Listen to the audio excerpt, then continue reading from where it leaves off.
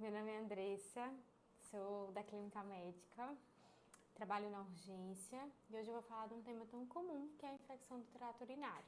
Que a gente praticamente todos os dias recebe pacientes com infecção do trato urinário nas nossas emergências. Então é bem importante que a gente se familiarize bem com a questão do manejo, do tratamento e das novas diretrizes. Nosso roteiro eu vou começar com conceitos, a nova classificação segundo o IDSA, o diagnóstico, o tratamento e mensagens finais. Em relação ao conceito, é uma síndrome clínica caracterizada por sinais e sintomas que sugerem infecção na bexiga, ureteres ou rins. E a gente classifica como infecção urinária não complicada ou infecção urinária complicada e acaba que o manejo vai diferir dependendo se é uma ou é outra.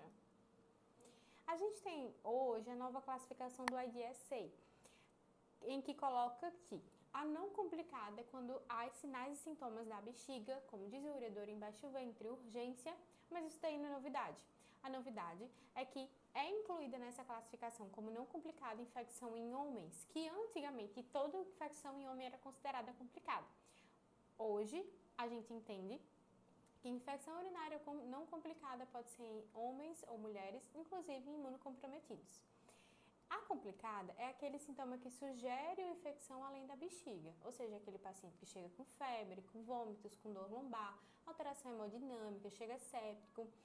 Em geral, a gente tem casos de pielonefrite e são em populações que têm um catéter urinário permanente, bexiga neurogênica, retenção urinária, são aqueles pacientes que já têm uma alteração estrutural orgânica que justifica aquela infecção urinária mais complicada. Em relação às não complicadas, o que são as infecções urinárias não complicadas? Uma infecção em indivíduos sem anormalidades estruturais ou comorbidades significativas, Então, são aqueles sintomas bem clássicos, disúria, polaciúria, urgência urinária, dor embaixo do ventre, hesitação urinária e hematúria, tá?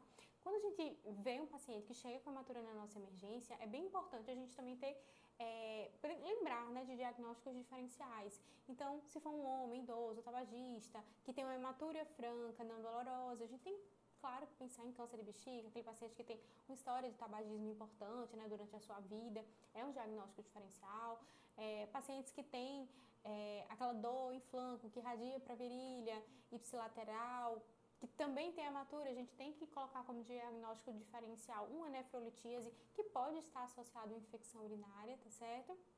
E é muito, muito importante entender que bacteriúria ou piúria sem sintomas não é infecção urinária. Tá certo? Isso é bem importante, porque acaba que às vezes o paciente chega pra gente, é uma reavaliação, a gente nem entende bem porque foi solicitado aquele sumário de urina, tem uma bacteriúria, tem um nitrito positivo, mas o paciente não tem nada de queixa urinária. Então a gente não pode colocar que aquele exame vai dar o diagnóstico se o paciente não tem a clínica. Ficou um pouco desconfigurado, Então, assim, só para colocar que as infecções urinárias nas mulheres é 4 vezes mais comum do que nos homens, principalmente na idade entre 16 e 35 anos. A recorrência é bem comum, em torno de 50% dos pacientes têm outro episódio em um ano. A fisiopatologia é bactérias patogênicas que eles ascendem ao períneo e do reto para a região periuretral. Acontece mais na mulher porque a mulher tem uma uretra bem mais curta que o homem, Em relação aos patógenos, a Escherichia coli é a mais comum, mas a gente tem que lembrar da Klebsiella, do Proteus, Enterobacter e Enterococcus. Em relação ao diagnóstico, como eu falei, sinais e sintomas típicos, a gente pode usar o sumário de urina como auxiliar e podemos utilizar também a urocultura. A urocultura ela tem um papel importante principalmente naqueles pacientes que têm recorrência de infecção urinária e naqueles pacientes que já têm infecção urinária complicada. Bem importante que na urgência sempre o paciente chega dizendo assim, tem uma dor de cabeça. Aí o paciente, doutor, mas a minha urina está escura, minha urina está com um odor desagradável. E a urina turva ou com odor desagradável, ela não justifica per si um tratamento de infecção urinária. Ingesta de salmão, alho, cebola, alimentos que tenham enxofre, gravidez, grau de hidratação, insuficiência renal ou hepática, uso de sulfonilureias, Então, na população diabética, eles alteram o odor e podem deixar a urina turva. Então, a gente tem vários elementos medicamentos que podem aí deixar a urina turva e o paciente vir com essa queixa para a gente não pode atribuir que seja logo uma infecção urinária, tá certo? A história tem que ser bem coletada, o paciente deve ter uma queixa clínica compatível. E sempre lembrar que idosos, eles tendem a apresentar a infecção urinária com um quadro mais atípico. Então, pode ser uma alteração do estado mental ou uma alteração de comportamento. A alteração de comportamento pode ser o primeiro sinal que o idoso ele apresenta em relação a uma infecção urinária. E aí, como é que a gente vai tratar esse paciente, tá? A gente tem, infelizmente, uma ideia de que toda infecção urinária a gente passa ciprofloxacina e levofloxacina. E não é bem assim que as coisas devem acontecer, tá certo? Em relação a quadros de infecção urinária não complicada, a gente tem a nitrofurantoína, que a gente faz a dose 100 mg de 6 em 6 horas por 5 dias. A gente acaba não passando tanto em nitrofurantoína por causa da posologia. Mas a gente tem que entender, vamos passar um antibiótico que é de 12 em 12 horas, mas que induz muita resistência. Essa matemática não dá certo, tá? A gente tem também a amoxicilina com clavulanato, que pode ser feita a cada 12 horas por 7 dias.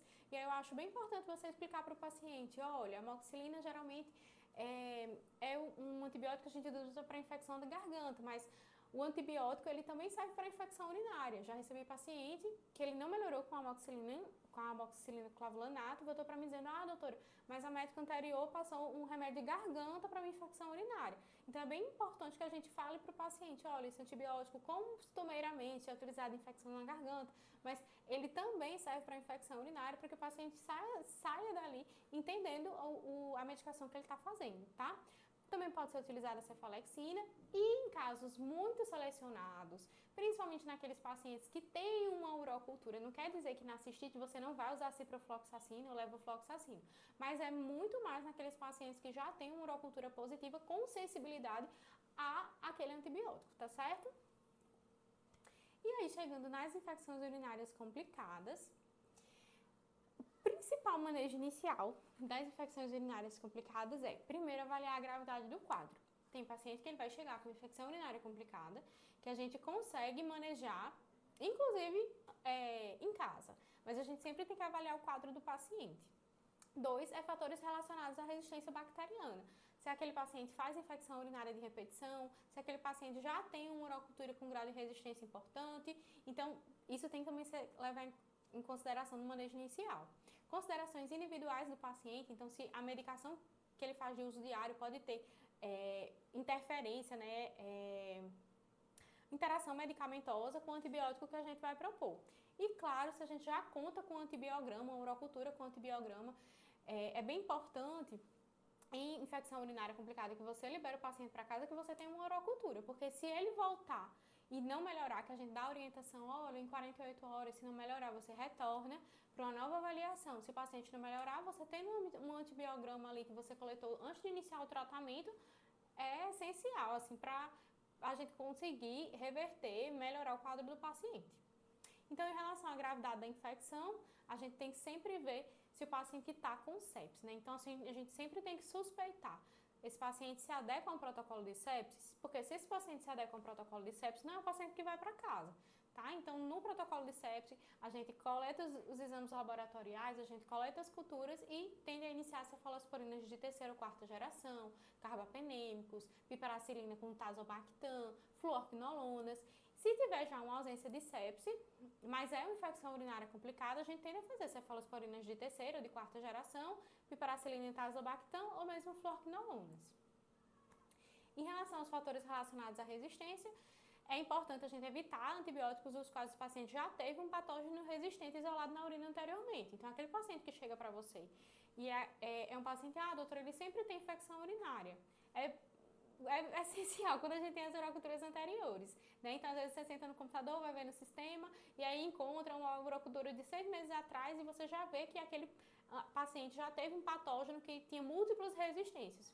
Poxa, esse paciente realmente a gente vai ter que ter um olhar diferenciado para a escolha do antibiótico.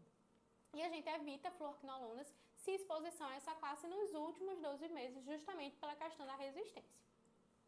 E condições específicas do paciente, levar em consideração interação medicamentosa, contraindicação, alergia. Já vi paciente entrar em protocolo de sepse e era um paciente que já tinha resistência alguns antibióticos, e aí a gente indicou um carbapenêmico para essa paciente.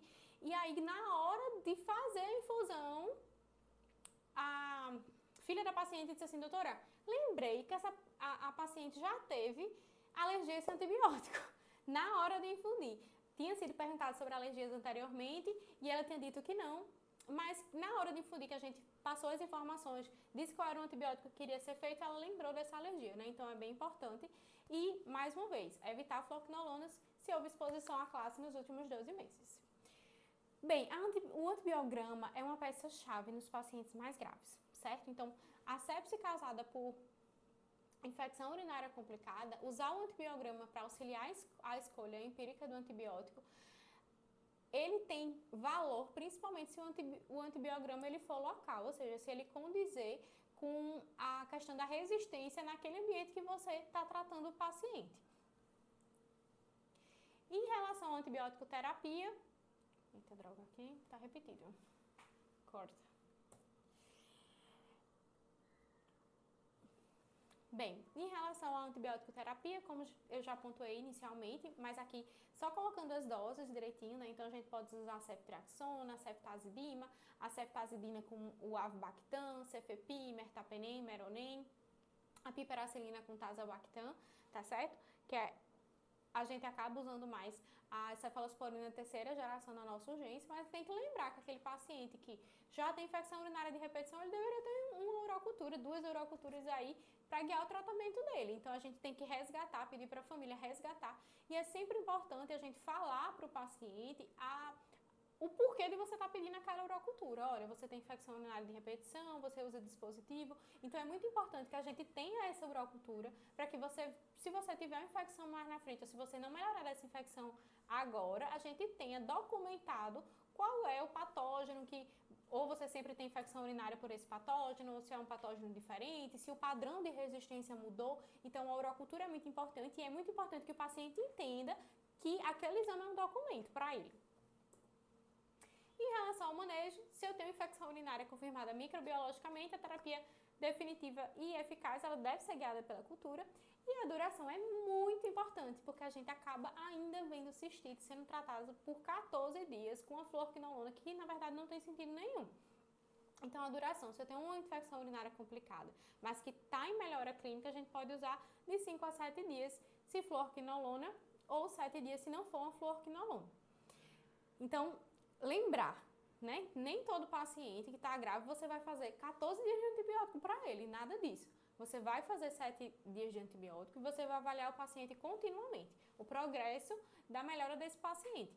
Claro que se esse paciente, no 6º ou 7º dia de antibiótico terapia, ele volta a ter febre, a gente vai recultivar, né? Então a gente vai solicitar novas culturas e a gente, claro, vai pensar em mudar a classe de antibiótico. E a gente vai pensar em fazer um curso mais prolongado de antibiótico para esse paciente. E, claro, sempre registrar isso em prontuário.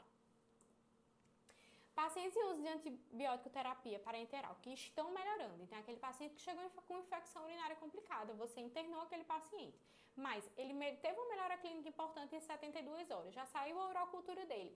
Aquele antibiótico que ele está fazendo, a bactéria é sensível e você tem a possibilidade no antibiograma de liberar aquele paciente para casa com antibiótico terapia oral, esse paciente aceita via oral e esse paciente tem acesso à unidade de saúde, ele tem uma rede de ajuda, esse paciente ele pode ser deshospitalizado. Então, é bem importante você ter essa noção, porque pode realizar a transição para terapia oral para término do tratamento em casa, você vai deshospitalizar esse paciente de forma precoce, você vai liberar um leito no sistema terciário, tá certo? Então, é sempre importante a gente ter essa visão do macro, né? O paciente ali, ele tem que ser bem conduzido para o contexto geral da cidade, do município, do hospital. E é isso, muito obrigada pela atenção. Aqui são as referências.